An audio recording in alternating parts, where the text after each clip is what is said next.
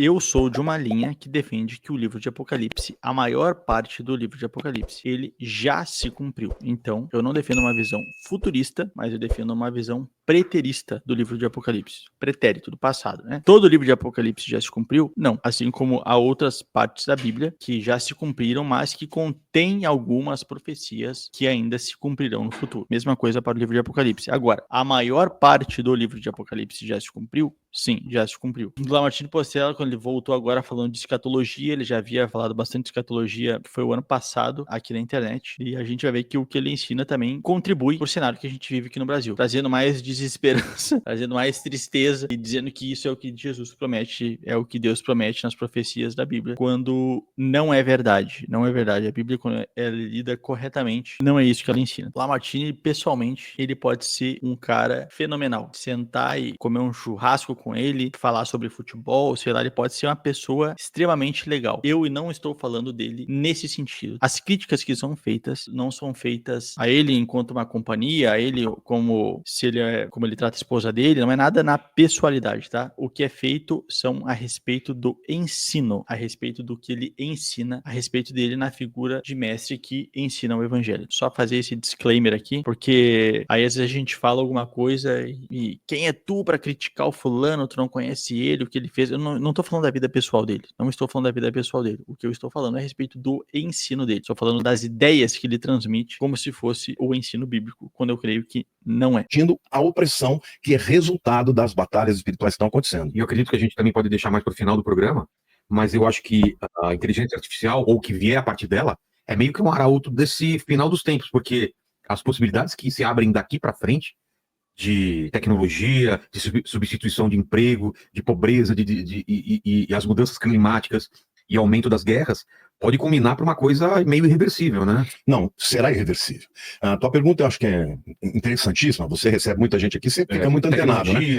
Mas você sabe que tem um escritor chamado Alvin Toffler, não sei se você já ouviu falar, esse cara é um dos maiores escritores do mundo, ele é um sociólogo. Ele escreveu um livro que eu li há 30 anos atrás, chamado A Terceira Onda. Sim. Espetacular esse livro. Não, olha só, qual o ponto dele aqui? Enfim, acho que eu passei um pouco pra frente demais, mas eu tinha separado essa primeira parte só pra contextualizar. Ele é questionado aqui sobre quais são os sinais que a gente tem hoje da aproximação do Apocalipse. O Lamartine Porcela, ele defende a ideia de que todo o livro de Apocalipse, ele vai se cumprir no futuro, ok? Então a gente chama isso de uma visão futurista, é uma interpretação futurista do livro, ou seja, tudo que foi revelado no livro de Apocalipse pra João são coisas que vão acontecer no nosso futuro, E tem uma coisa que vocês precisam saber. Embora isso seja a visão majoritária do Brasil, ela não é a única visão. Eu sou de uma linha que defende que o livro de Apocalipse, a maior parte do livro de Apocalipse, ele já se cumpriu. Então, eu não defendo uma visão futurista, mas eu defendo uma visão preterista do livro de Apocalipse. Pretérito, do passado, né? Todo o livro de Apocalipse já se cumpriu? Não. Assim como há outras partes da Bíblia que já se cumpriram, mas que contém algumas profecias que ainda se cumprirão no futuro. Mesma coisa para o livro de Apocalipse. Agora, a maior parte do livro de Apocalipse já se cumpriu? Sim, já se cumpriu. Não vou fazer aqui um estudo todo do livro de Apocalipse, mas então para vocês estarem cientes dessas posições, tá? E o que a gente entende aqui, o que a gente defende. Na interpretação do Lamartine, ele define o estado atual do mundo como se fosse uma grande opressão, e isso é sentido porque o Apocalipse está chegando. Há outros vídeos dele em que ele fala claramente e explicitamente que ele crê que nós já estamos na última geração, que essa é a última geração. O problema é que, se a gente voltar para as pessoas que viveram na Primeira Guerra Mundial, as pessoas que viveram na Segunda Guerra Mundial, todas achavam que estavam vivendo na última geração. Por quê? Porque elas deixam de se basear no que a Bíblia diz e elas passam a se basear no que os seus olhos estão vendo. Se vocês parar para pensar, houveram grandes tragédias, houveram grandes problemas ao longo da história humana inteira. E quem está vivendo naquele período que está acontecendo aquela tragédia, sempre parece que aquilo é o pior que já aconteceu no mundo, sempre parece que aquilo é a maior desgraça que já aconteceu, porque ela está vivendo aquilo, né? Mas se a gente comparar ao longo da história, já aconteceram coisas piores, já tiveram climas piores do mundo. O Lamartine Porcela, ele tem essa visão. E aqui eu vou adiantar algumas partes do vídeo, evidentemente. Separei algumas partes, onde ele vai estar falando a respeito dos sinais da vinda de Jesus, tá? A partir do minuto 34 aqui. Você perguntar, pastor, qual é o maior sinal da Se fosse para arriscar, eu falaria levantar o terceiro tempo, reconstrução. Não, isso já é depois. Não é depois? Tem sinais antes. Lá em Mateus 24, os discípulos estavam ali no Monte das Oliveiras, eles saíram do templo e olharam para o templo, e o templo era magnífico, né? A construção, né? Aquela No topo, né? no topo ali, a esplanada que foi feita por Herodes o Grande. E os discípulos fizeram aquele comentário. Jesus falou: olha, vocês estão vendo isso aí? Não vai ficar pedra sobre pedra que não seja derrubada. Ele profetizou por volta do ano 28 a.C., por causa do erro de datação. Provavelmente ele morreu no ano 28 ou 29 depois de Cristo. Ele falou: olha, vai ser tudo destruído. E ele profetizou, então, a invasão do general Tito, né, romano, que destruiu o templo e o povo se dispersou e tal. Mas em seguida, os discípulos falaram: mas então qual será o sinal da tua vinda e do reino milenar que vai ser estabelecido? E aí Jesus começa dizendo, ele lhes respondeu, está lá em Mateus 24, de 4 a 5. Vede que ninguém vos engane, porque virão muitos cristos em meu nome dizendo, eu sou o Cristo, e enganarão a muitos. Este é o primeiro sinal, é o engano. E o que é o engano? É aquilo que parece, mas não é. Olha, eu durante muitos anos eu interpretava esse texto aqui dizendo, olha, vai ter gente dizendo eu sou Jesus, né? Aí não está falando em Cristo, né? Não é isso. Na verdade, a palavra Cristo é uma palavra grega que traduz o substantivo Messias, Mashiach, no hebraico. E quem era o Messias? Era o camarada que iria trazer paz mundial e queria ser tipo um salvador de Israel. Então, hoje, esses falsos cristos, o anticristo vai ser de fato um destes falsos, né? Mas eu estou começando a pensar na possibilidade concreta de achar que vai ter várias pessoas que vão ocupar, pessoas não, a inteligência artificial que vai ocupar este papel de ser o salvador da pessoa. Tá, já viu que para onde que vai a conversa, né? Já foi até para inteligência artificial do anticristo e tal. O problema, a falta de contextualização dele em Mateus 24. Ele fala uma coisa que é extremamente imprecisa. A pergunta que foi feita a Jesus em Mateus 24 não foi quando ele estabeleceria um reino milenar, que na concepção do Lamartine aqui, ele entende então que Jesus virá e ele vai reinar fisicamente aqui no mundo durante 1000 anos e depois a gente vai ter o juízo final. E isso não é verdade. Se a gente lê as escrituras, elas não falam a respeito disso em momento nenhum, de que Jesus vai voltar para estabelecer um reino. Isso não existe. Toda vez que a escritura diz que Jesus vai voltar, é para o juízo final. Jesus vai vir e o mundo acaba. Eu quero ler com vocês aqui, pergunta que é feita para Jesus, em Mateus 24. Jesus vai saindo do templo e aproximaram-se dele seus discípulos para lhe mostrarem a estrutura do templo. Jesus, porém, lhes disse, não vedes tudo isso? Em verdade vos digo que não ficará aqui pedra sobre pedra que não seja derrubada. Então ele está falando a respeito do templo aqui. Ele vai falar que vai chegar um momento em que não iria sobrar pedra sobre pedra naquelas estruturas lá do templo. Aí os discípulos, eles perguntam assim, verso 3. Dize-nos quando serão essas coisas e que sinal haverá da tua vinda e do fim do mundo. Então percebam aqui que é feito para Jesus duas perguntas. Quando que iria acontecer essas coisas? Que coisas são essas? A destruição do templo em Jerusalém, porque é disso que Jesus está falando. Vai haver um momento em que não vai sobrar pedra sobre pedra desse templo aqui. E aí os discípulos, eles se confundem. E é a mesma confusão que o Lamartine tem, que é de achar que a destruição do templo envolveria também o final do mundo. E se a gente ler todo o capítulo 24 de Mateus, se a gente ler depois o 25, a gente vai ver que não. Jesus vai responder as duas perguntas dos apóstolos. Uma pergunta é, quando esse templo será destruído? E a outra pergunta é, quando será o fim do mundo? Quais sinais nós vamos ter do fim do mundo? E o sinal que o Lamartine possui. Quando ele vai dar o sinal, Jesus não está falando do fim do mundo. Jesus não está falando do fim do mundo. Jesus está falando da destruição do templo de Jerusalém. Que aconteceu quando? Aconteceu lá no 1º século, na guerra entre os judeus e os romanos. Porque daí Jesus fala. E Jesus respondeu e disse, acautelai-vos que ninguém vos engane, porque muitos virão em meu nome dizendo, eu sou o Cristo, e enganarão a muitos. E aí, o que Jesus está falando aqui a respeito de Cristos, né? A respeito daqueles que são a voz de Deus, daqueles que ensinam, daqueles que são o mestre. Por isso que Jesus também fala no Evangelho, ele fala assim, um só é o vosso mestre, o Cristo. Muitos iriam se levantar naquela época e iriam tomar o lugar de Cristo como mestres do povo. Aqui ele está falando especialmente a respeito dos judeus, porque ele está falando da destruição de Jerusalém, da destruição do templo. E a gente pode ver que o tempo inteiro, nas cartas dos apóstolos, eles estão lidando com falsos mestres brotando dentro das igrejas. Imagina assim, não é que nem a igreja não é que a gente tem hoje. A igreja lá era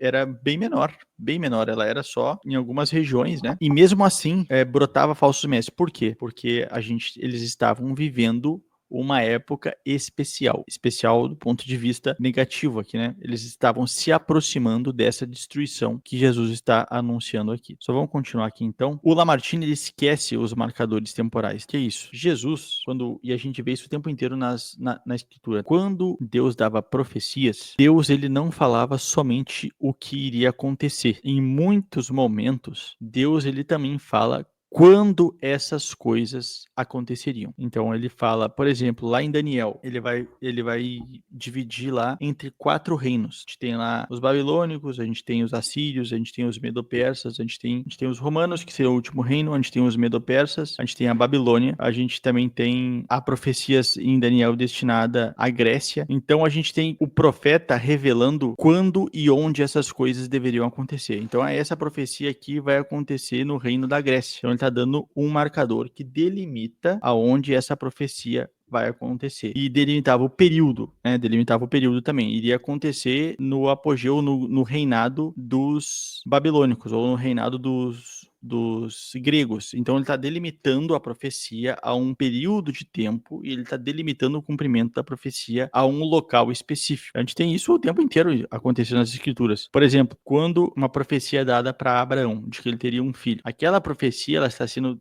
delimitada que ela aconteceria na vida de Abraão. É a pessoa de Abraão que teria um filho de acordo com a promessa. Não é qualquer um que vai se apossar daquela promessa, ou que aquela promessa ela pode se repetir diversas vezes na história, a mesma promessa. É múltiplos cumprimentos da promessa. Quando a gente vai ver os marcadores temporais que são dados aqui em Mateus 24, a gente percebe que ele estava se referindo ao período em que existia o templo, onde o templo não tinha sido destruído ainda, e Jesus ainda delimita mais, dizendo que aconteceria naquela mesma geração. Se a gente for ler mais adiante aqui em Mateus 24, Jesus vai falar: não passará essa geração sem que essas coisas aconteçam. Então, ele também está delimitando o tempo em que isso vai acontecer. E não pode ser, então, no nosso futuro. Não pode ser no nosso futuro. Bom, depois ele vai seguir dizendo, passar aqui para o minuto 59. Eu fiz algumas pinceladas de coisas que ele ensinou aqui que são importantes para desmistificar esse sistema de pensamento que é popular hoje na escatologia do Brasil. A ponto de dizer, não, eu acho que eu matando ele eu vou acabar com tudo. Mas ele já sabia. Ou vou ferir a Deus, sei lá. Vou ferir, agredir a Deus e tal. Então, naquele momento, a gente vê claramente que o plano de Deus, num primeiro momento, parece que foi frustrado. Mas isso era parte do plano. Agora, nós estamos caminhando para a segunda metade do plano. Porque na primeira vinda, Jesus veio para morrer. Na segunda, ele veio para reinar. Na primeira, ele veio como cordeiro. Na segunda, ele é o leão.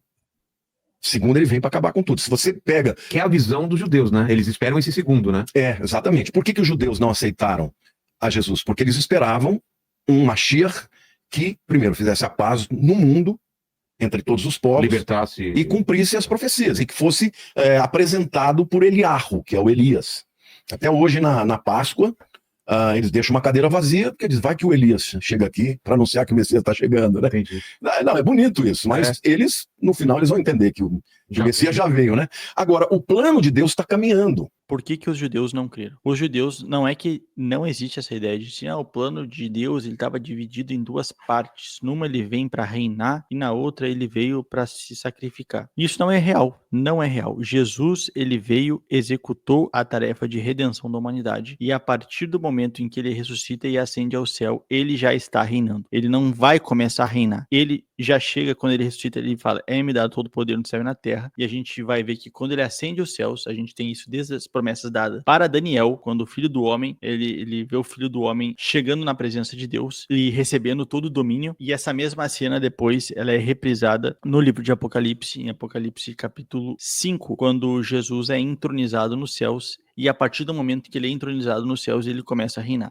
Então esse papo de que Jesus vai começar a reinar no futuro é simplesmente falso. Os judeus, não é que eles... é que os judeus entenderam só a segunda metade do plano. A primeira metade do plano eles não entenderam. Não, é que os judeus não criam em Moisés e não creram nos profetas. É simples. É por isso que os judeus não aceitam Jesus como o Messias até hoje. Porque o tempo inteiro Jesus fala para eles, e o tempo inteiro os apóstolos e o próprio Jesus mostram nos evangelhos de que tudo aquilo que Jesus ensinava estava de acordo com Moisés e com os profetas. E os judeus não criam nele, Jesus vai dizer, porque eles, na verdade, não criam nem Moisés. Porque se eles crescem em Moisés, eles creriam naquilo que Jesus estava ensinando. Porque o que Jesus ensinava era de acordo com o que Moisés havia ensinado. Então o problema do farisaísmo no tempo de Jesus é que os fariseus eles tinham deturpado a mensagem de Moisés e a mensagem dos profetas. Quando chegou Jesus, que pregava em conformidade com Moisés e com os profetas, eles não reconheceram esse ensino, porque eles já haviam deturpado.